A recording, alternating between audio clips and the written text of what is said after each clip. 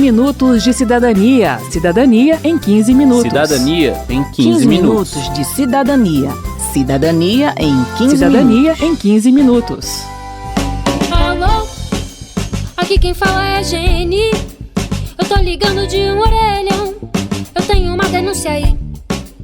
Eu aposto que você já ouviu falar da Lei Maria da Penha. Mas você conhece a Lei Maria da Penha? Segundo a vice-presidente da Comissão Nacional da Mulher da OAB, Alice Bianchini, ela é considerada uma das 3 leis mais avançadas do mundo na proteção de mulheres contra a violência e vai muito além de punir o agressor. E como nosso lema aqui no 15 Minutos de Cidadania é a informação faz o cidadão, a gente vai se aprofundar um pouco mais nesta lei tão famosa, mas pouco conhecida e que completa 15 anos em 2021. Eu sou Verônica Lima. E eu sou Mauro Ticherini.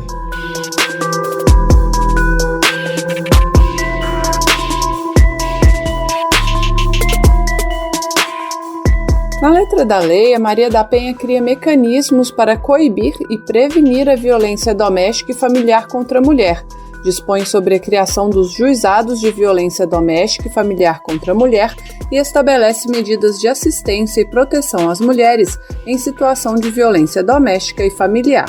Só por aí, a gente já percebe que a norma propõe uma abordagem completa de enfrentamento à violência, com medidas punitivas, preventivas e protetivas, além de medidas de reabilitação e reeducação de agressores. A presidente do Instituto Maria da Penha, Regina Célia, destaca ainda a obrigação legal de capacitar profissionais de todos os setores envolvidos, como segurança pública, justiça, saúde e educação, quanto a questões de gênero e de raça ou etnia. Ela afirma que desde 2018 não há atualização do Plano Nacional de Enfrentamento à Violência contra a Mulher e, dessa forma, a capacitação fica defasada. Estamos no século XXI e você vê voltar aos tribunais, às discussões, a questão do crime em defesa legítima da honra. Quando a gente fala dessa vida da mulher que tem menos valor do que a honra do homem, isso se estende para o aparato profissional. Então, isso se estende no atendimento que ela tem na saúde, isso se estende à questão do acesso à educação, do acesso à justiça,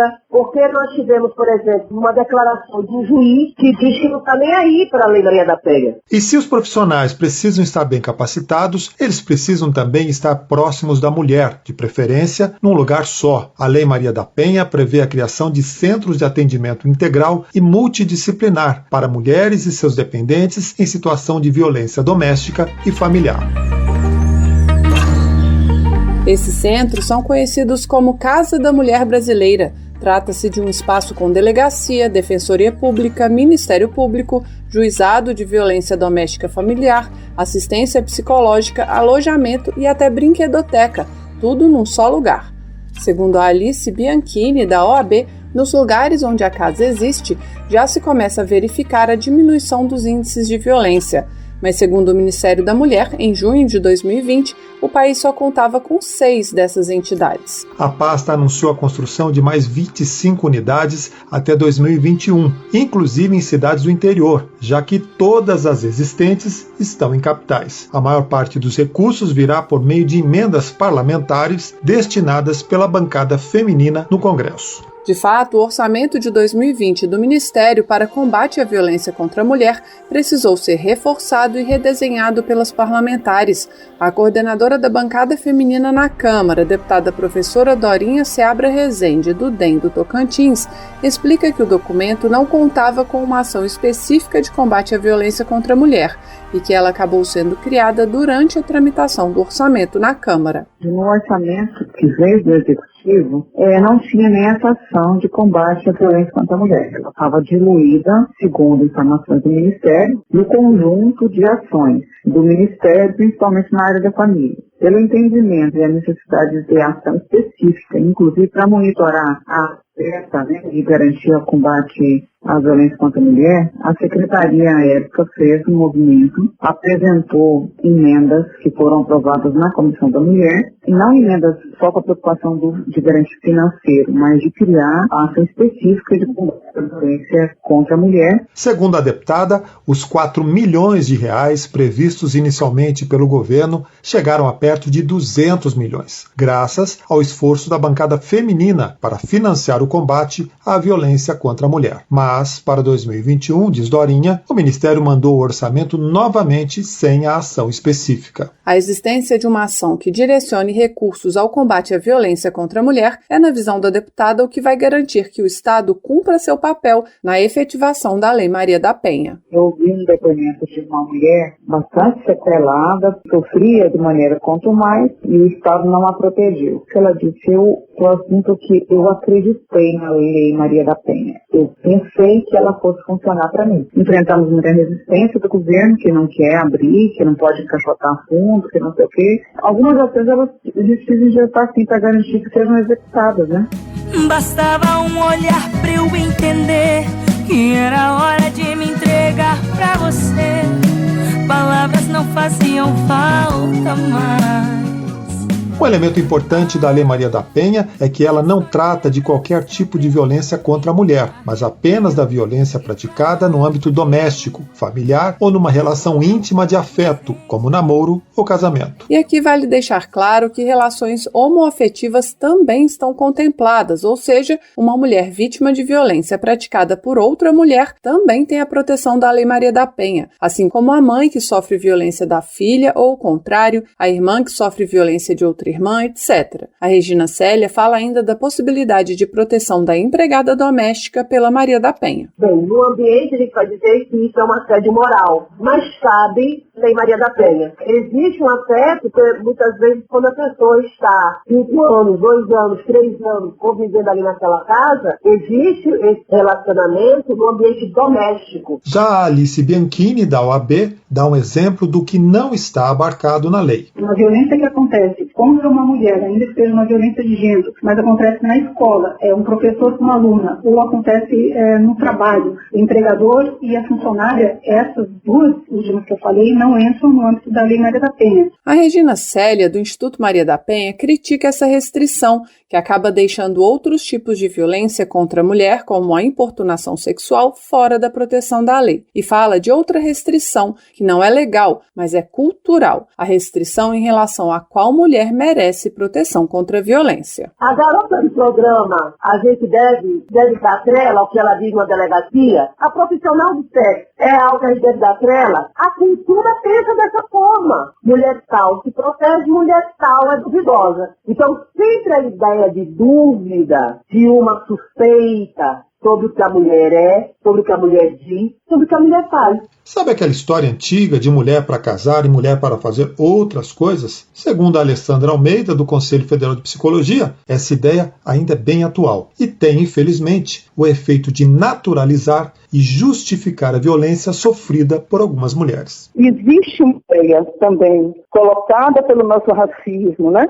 de que, por exemplo, as mulheres negras, elas são naturalmente mais insaciáveis, ou elas são naturalmente mais abertas ao sexo. Isso também se fala dos homens negros, mas você pode verificar que uma soma enorme, inclusive nos nossos dados estatísticos oficiais, de mulheres negras que são sexualmente violentadas. Eu quero levar uma vida moderninha, deixar minha menininha sair sozinha, não ser machista e não bancar o possessivo, ser mais seguro e não ser tão impulsivo.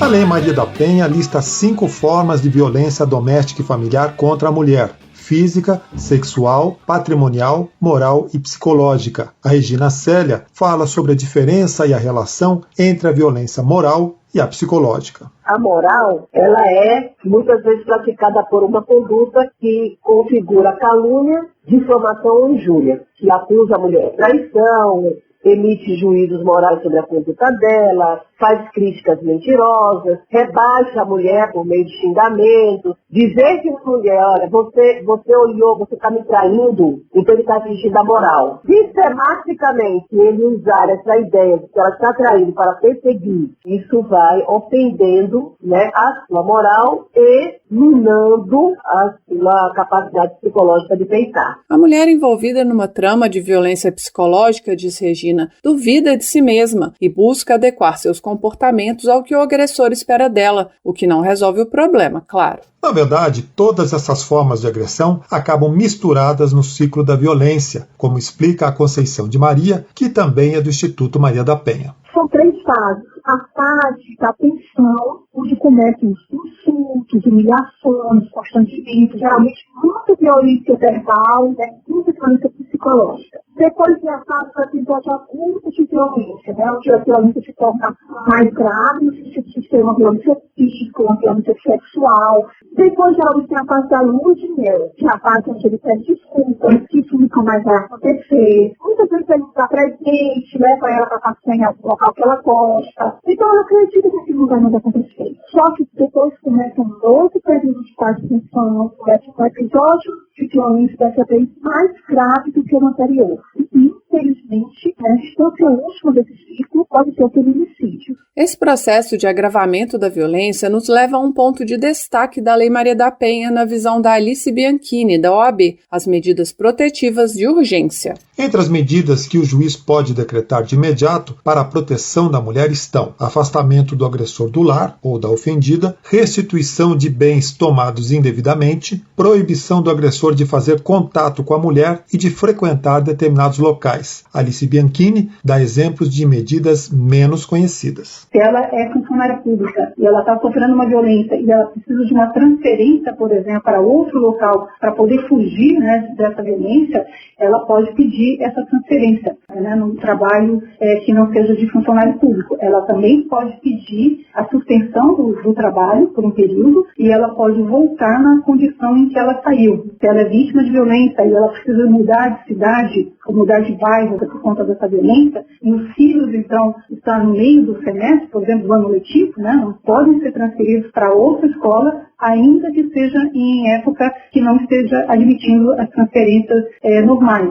Voltando ao ciclo da violência, Bianchini explica que a mulher não precisa esperar chegar ao ponto de violência física para pedir uma medida protetiva. Muitas mulheres pensam que ela só pode pedir a medida protetiva de urgência se aquela conduta praticada pelo agressor configurar um crime, e não necessariamente, porque nós temos, por exemplo, o stalking, que é aquela perseguição obsessiva, que é uma contravenção penal, e às vezes a conduta não configura nem sequer a contravenção penal. Ela tem que buscar informação jurídica de qualidade, porque às vezes ela está numa condição, tem mulheres que sofrem violência psicológica e nem se dão conta de que estão sofrendo aquela violência psicológica. E também pode pedir medida protetiva de urgência nesse sentido. As medidas protetivas de urgência, diz Bianchini, salvam vidas. As estatísticas mostram que a maioria das mulheres vítimas de feminicídio não havia solicitado essa proteção.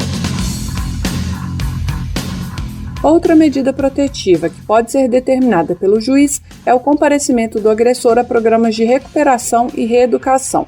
Segundo a Alessandra Almeida, do Conselho Federal de Psicologia, precisamos desfazer, principalmente entre eles, a ideia de supremacia masculina, pois além de gerar violência contra as mulheres, gera também adoecimento dos homens. Ela cita um estudo com grupos de homens no WhatsApp, onde um tipo de masculinidade, a que ela chama de masculinidade tóxica, é perpetuada. Essa coisa bem arraigada da virilidade, do poder sobre a mulher a todo e qualquer custo, do controle e da punição através da, entre aspas, sexualidade.